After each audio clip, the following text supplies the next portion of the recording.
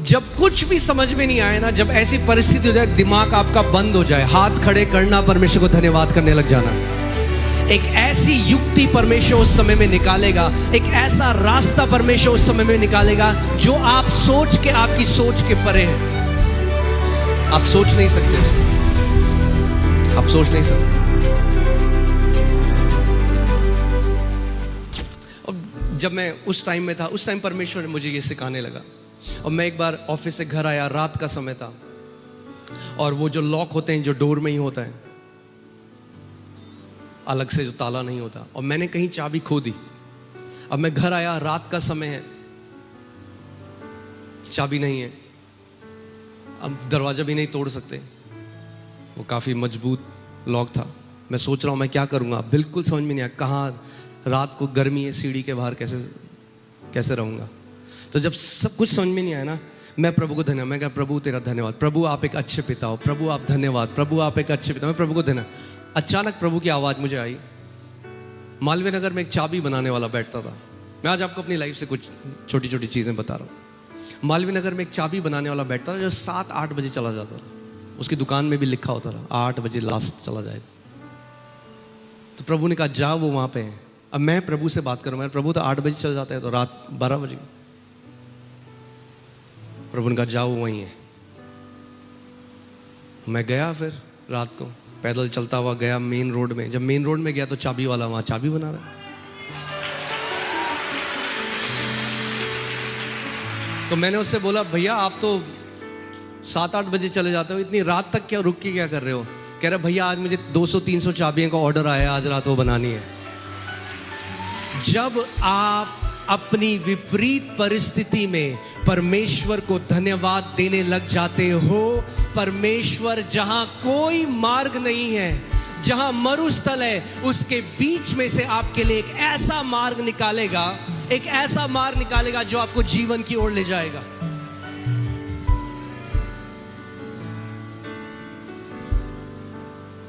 आमीन। आप जानते हैं आप चिंता और धन्यवादिता दोनों एक साथ नहीं कर सकते। Your brain either you can be grateful और यू कैन बी एंशियस। या तो आप धन्यवादिता हो सकता है आपके जैसा परमेश्वर ने हमें डिजाइन किया है, या तो आप धन्यवादिता में रह सकते हो। आप ऐसे कहते हैं मैं बहुत धन्यवाद, बहुत, ऐसा नहीं हो सकता। ईदर यू आर एंशियस और you are thankful. But if you are thankful you will never be anxious. अगर आप धन्यवादिता में जीते हो तो आप फिर कभी डिप्रेशन में, एंजाइटी में नहीं जियोगे।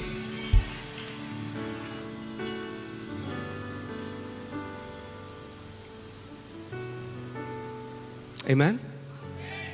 Okay. So फिर से चलते हैं पहला थेसलोनियंस में। Rejoice always. Rejoice always. Pray without ceasing. Okay? Pray without, निरंतर प्रार्थना करते रहो। तीसरा, in everything give thanks. हर बात में परमेश्वर दे। In everything, not for everything, in everything. यानी कोई भी परिस्थिति हो, परमेश्वर चाहता है आप उस परिस्थिति में जब हो तो आप परमेश्वर का धन्यवाद दो। In everything give thanks. In everything, for this is the will of God. What's the will of God for me, Pastor? The will of God for you is that in everything you give thanks to your heavenly Father. परमेश्वर की ये इच्छा आपके लिए कि अपनी हर परिस्थिति में आप परमेश्वर को धन्यवाद दो।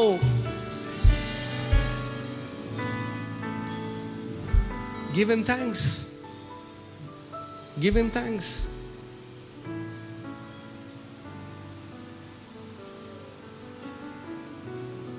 Amen?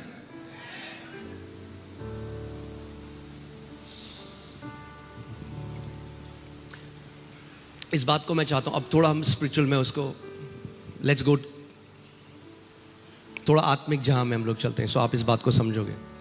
What happens is our awareness is arrested by so many things that are happening around us. जो हमारी चेतना है, हमारी चेतना को गिरफ्तार किया हुआ है जो आस पास आपकी चीजें चल रही हैं। पेट्रोल महंगा हो गया, लड़ाइयाँ चल रही हैं, ये हो गया बीजेपी, कॉकरोच जनता पार्टी, ये वो सो, हाँ इतनी सारी चीजें, and we are bombarded with information.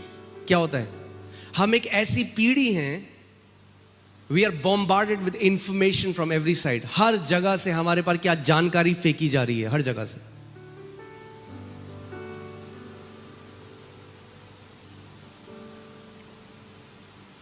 सो क्या होता है, जब आपकी अवेयरनेस पूरी ये चल रही है ना, अब आप प्रार्थना भी करने गए ना अगर, तो प्रार्थना मुंह से हो रही है, मगर हृदय ना इन चीजों में आपका, your awareness is not on God.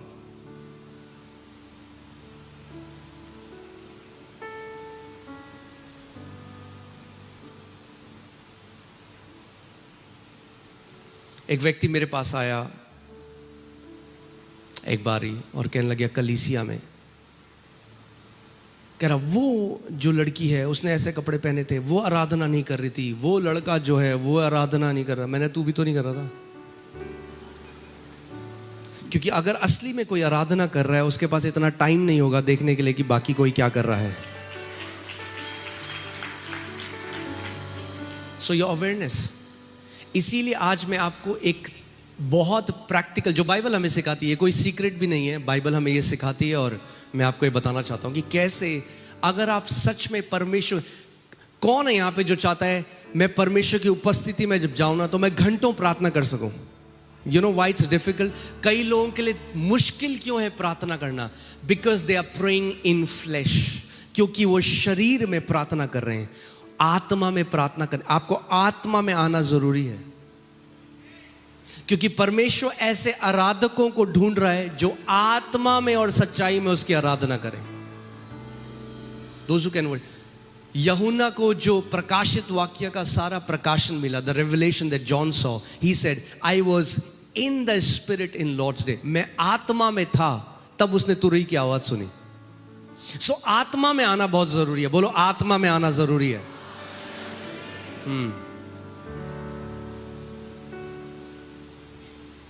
It's very important that you enter in.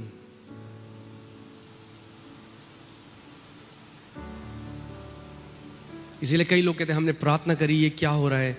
क्यों किसी की प्रार्थना इतनी पावरफुल है, चीजें होती हैं, हम प्रार्थना करते हैं कुछ नहीं होता? क्योंकि उन्होंने प्रार्थना को समझा नहीं।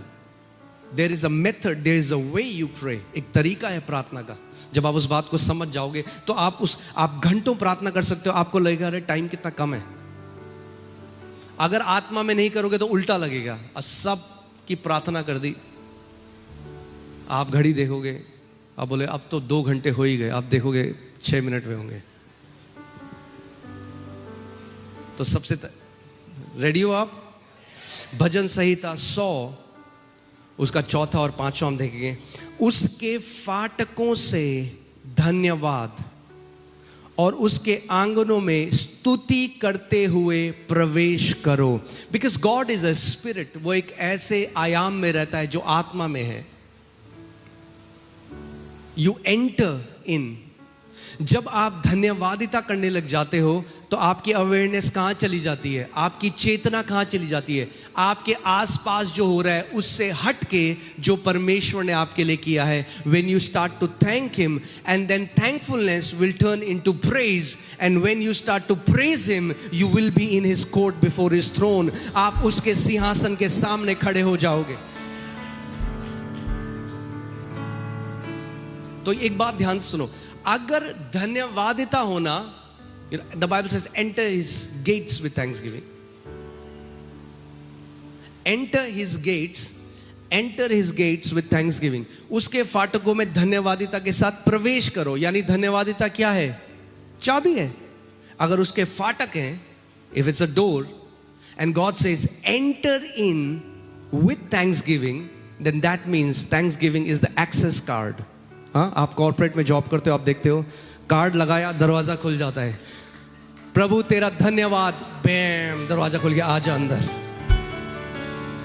मगर आप बाहर खड़े हो, आप कह रहे यीशु मसीह क्या किया तूने हमारे लिए, हम तो इतना दूर आए वहां से छतरपुर। दरवाजा बंद, दरवाजा खुलेगा ही नहीं। दरवाजा खुलने का तरीका क्या है? Thanks giving. उसके फाटकों में धन्यवादिता के साथ क्या करो? प्रवेश करो। यानी इससे पहले कुछ मांगो, इससे पहले कुछ चिपकाओ, कुछ काटो, कुछ फेंको, कुछ खींचो, सबसे पहले धन्यवाद दो परमेश्वर को, क्योंकि वो भला है और उसकी करुणा सदा की है।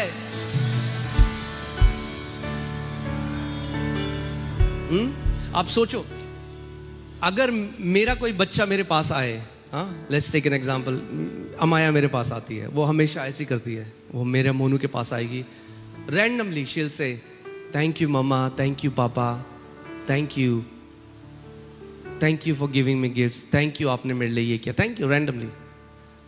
और जब वो ऐसा कहती है ना, मेरा मन करता है अभी इसको लेके मैं एक और गिफ्ट देने का मन कर रहा है मुझे। That's how your heavenly Father feels. जो धन्यवादिता में जीता है वो परमेश्वर के फेवर में जीता है। जब आप परमेश्वर कहते हो प्रभु तेरा धन्यवाद, प्रभु तू इतना भला है, आप एक अच्छे पिता हो प्रभु, आप मेरे एक अच्छे पिता हो, प्रभु कहता है वाह।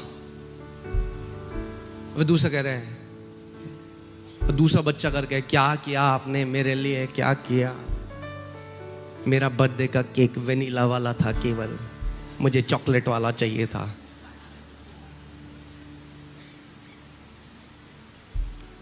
We'll come to that. Do you know that grumbling is a sin and God hates it?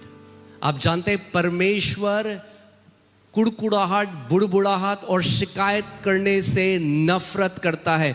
Hear this, if faith pleases God, then complaining displeases God. अगर विश्वास से परमेश्वर प्रसन्न होता है, शिकायती होने से परमेश्वर नाखुश होता है।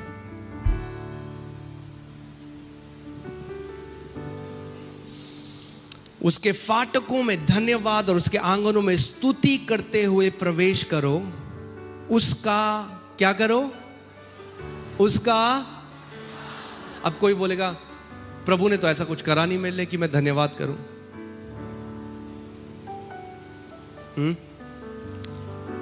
हम परमेश्वर का धन्यवाद केवल इसलिए, वो जो उसने हमारे लिए किया है वो बाद में आता है, मगर पहला धन्यवाद इसलिए नहीं कि प्रभु ने हमारे लिए क्या किया है, पहला धन्यवाद इसके लिए है जो परमेश्वर है। He is a good father। यहां पे देखो क्या लिखा है, क्योंकि उसके नाम को धन्य कहो, क्योंकि यहोवा भला है। क्योंकि वो भला है, वो भलाई करता है हमारे साथ। But we are thankful. The foundation of our thankfulness is because our Father is good.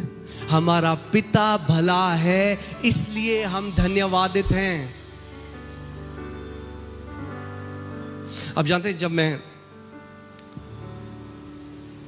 प्रभु में आया नया नया और मैं प्रभु की आवाज़ को सुनना सीख रहा था, प्रभु के साथ समय बिताने लगा, एक दिन परमेश्वर ने मुझसे बोला, मेरे बेटे, अगर आज के बाद मैं तुझे कुछ भी वो ना दूं जो तू प्रार्थना में मांगता है, और तेरी एक भी प्रार्थना को ना सुनूं, क्या तू तब भी मुझसे प्रेम करेगा?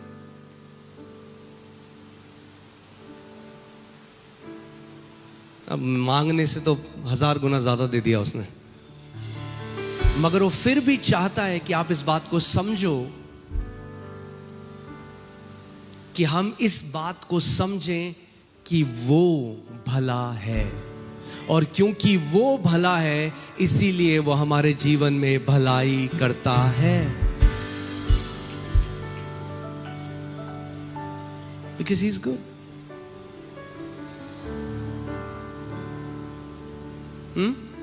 अभी कुछ समय पहले अमाया मेरे पास आई, उसके गुल्लक में कुछ रुपए थे, और मेरे पास आई और आधा आधा कर दिया उसको, आधा मेरे को दिया, बोला पापा मैं चाहती हूँ ये आप चर्च में देना, और ये जो आधा है ये आपके लिए है।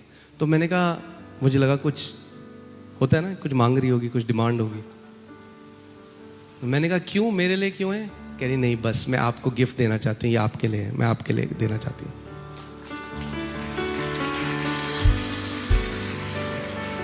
What would happen if we start to build a relationship with God like that? हर बार मैं जो दूं इसलिए नहीं कि मुझे क्या वापस मिले, मैं जो करूं, नहीं नहीं नहीं, प्रभु मैं तेरे नाम को धन्य कहना चाहता हूं। मैं तेरी उपस्थिति में बैठा हूं क्योंकि तू धन्य है। मैं तेरी आराधना करता हूं क्योंकि तू धन्य है। मैं तेरे वचन में समय बिताता हूं क्योंकि तू धन्य है। परमेश्वर, तू तो करेगा मेरे साथ भलाई, मगर मेरा रिश्ता इस पे नहीं निर्भर। तू मेरा पिता है और तू एक अच्छा पिता है। और मैं आपको बता रहा हूं, उसने मुझे इतना टच किया, मैं थोड़ी देर तक सोचता रहा। It touch my heart. उसने नहीं कहा इससे मिले टॉफी ले आना, कैंडी ले आना। उसने नहीं, आप रखो आपके लिए। I want to give you because पापा आप हमारे लिए इतना कुछ करते हो। I want to give you.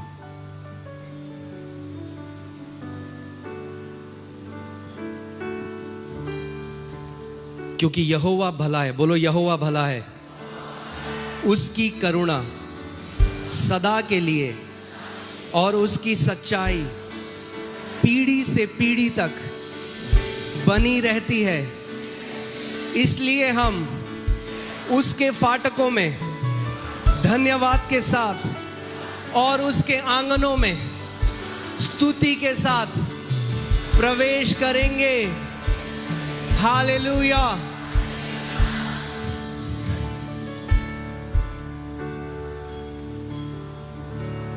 आमीन।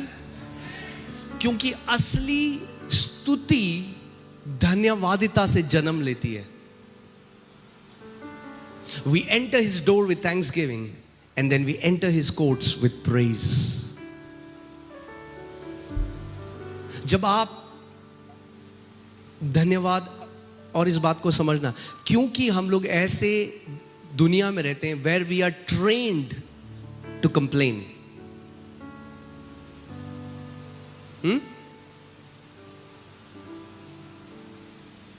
ट्रेन टू कंप्लेन हर एक चीज में। यहां पे ये अच्छा नहीं है, वहां पे वो अच्छा नहीं है, ये ठीक नहीं है, वो ठीक नहीं है।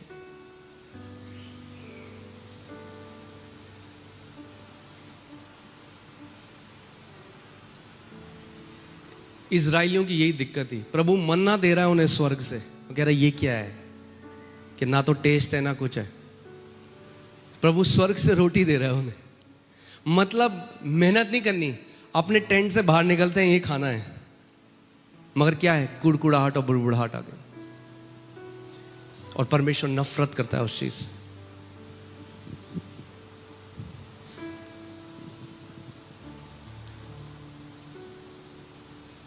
इब्रानियों 13:15, इसलिए हम उसके द्वारा यानी मसीह के द्वारा स्तुति रूपी बलिदान अर्थात उन होठों का फल जो उसके नाम का अंगीकार करते हैं परमेश्वर को सर्वदा चढ़ाया करें। अभी सबसे बड़ा चढ़ावा आपका क्या है परमेश्वर के लिए? जैसे और जो ये लिखा गया है ये कंपेयर कर रहा है पुराने नियम में, जैसे वो जानवर चढ़ाते थे, बकरा चढ़ाते थे, ये सब चढ़ाते थे। मगर अब नए नियम में हम क्या चढ़ाते हैं? होठों का फल चढ़ाते हैं, स्तुति रूपी बलिदान चढ़ाते हैं। जब आप परमेश्वर की उपस्थिति में जाते हो, you offer the sacrifice of praise. बलिदान क्यों? उस समय में जब आपका मन नहीं कर रहा करने का, आप तब भी कहो प्रभु मेरी परिस्थितियां चाहे कुछ भी कहें, मैं एक बात जानता हूं, इस बात में मैं अड़िग हूं और मैं कभी हिलूंगा नहीं कि प्रभु तू एक अच्छा पिता है। मेरा अनुभव मुझे कुछ भी कहे, मैं इस सत्य को जानता हूं।